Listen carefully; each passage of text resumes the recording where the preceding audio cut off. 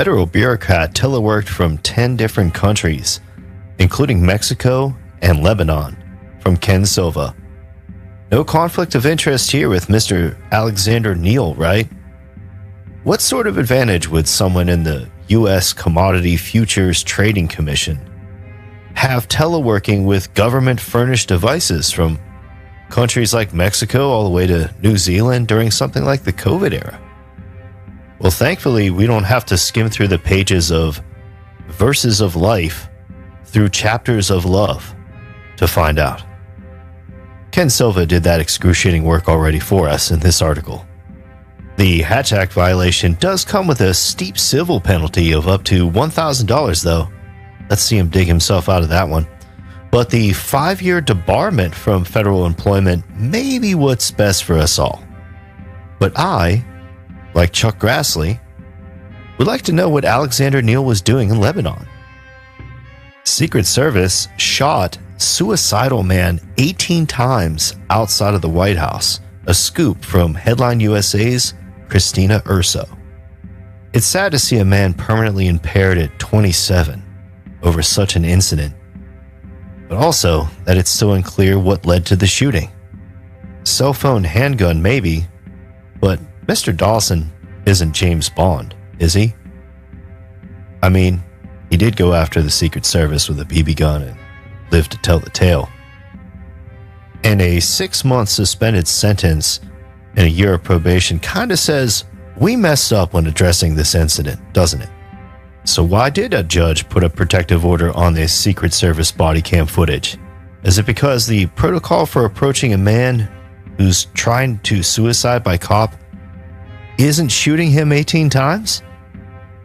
Don't worry, we here at Headline USA love battling the federal and local governments for information that should belong to you and I.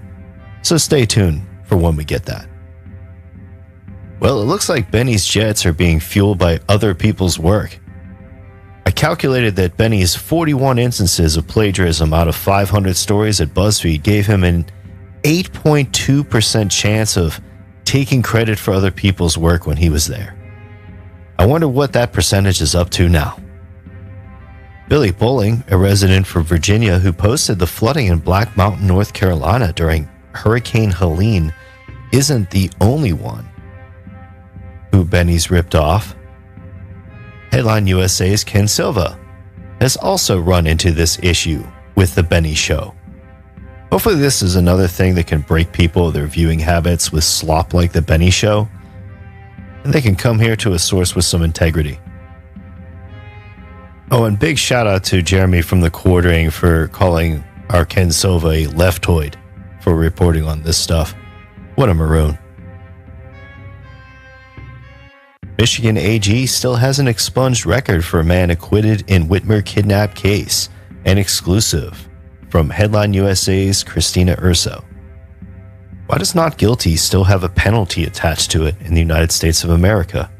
Especially when it involves the feds and their massive exploitation, and I'm being light here, of the law in the Whitmer kidnapping case.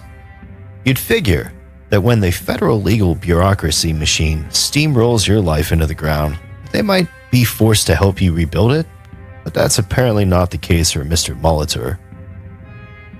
Listen to this guy's story and tell me why these types of tactics of deception and espionage are allowed to be used by the FBI, DOJ, and the Michigan Attorney General's Office and the Michigan State Police. Watch the full video interview attached to the article thanks to our new team member, Christina Urso. Come back next week to see what makes the tape.